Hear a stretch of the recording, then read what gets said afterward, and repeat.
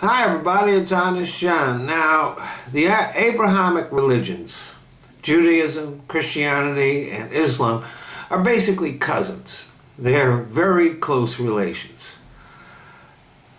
Christianity and Islam both sprang from Judaism. The Bible's Old Testament is essentially the Torah. And for those Christians who are panicky about Sharia law, while at the same time saying that we should base our laws on Christian principles, well, all of the elements of Sharia are in the Bible. Imposing biblical law on the U.S. would be the exact same thing as imposing Sharia. But if you're a Christian, the Bible is the Word of God. If you're a Jew, it's the Torah. If you're a Muslim, it's the Quran. And in these books, there are passages discussing the proper treatment of slaves. At no point does the Word of God mention that slavery is immoral, evil, and unacceptable. Nor does God ever come out against rape. God is often in these books an advocate for genocide.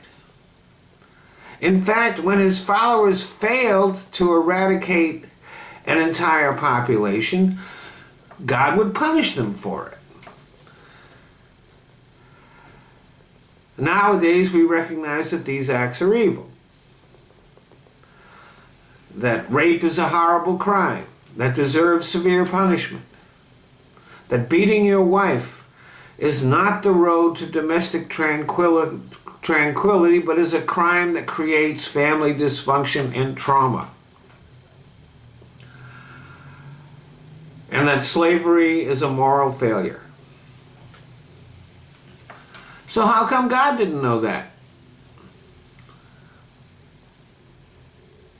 Yes, these books were written in a different time, but they're supposed to be the words of an all-knowing, perfect God. So how come he couldn't tell the difference between right and wrong? There are also passages in the Bible where Moses stops the movement of the sun across the sky in order to finish a battle. Now, if that had actually happened, the earth would have stopped spinning, its atmosphere, the water, and every living thing on the planet would have been propelled into space, and the earth would have been left a lifeless husk. But at that time, people believed that the sun orbited the earth. But it doesn't matter what people believed back then. This is the infallible Word of God. You would think that God would have known a little bit more about the universe that he created. The only explanation for this is simple. Human beings created God in their own image. And they did it during primitive times, and they made God a primitive being.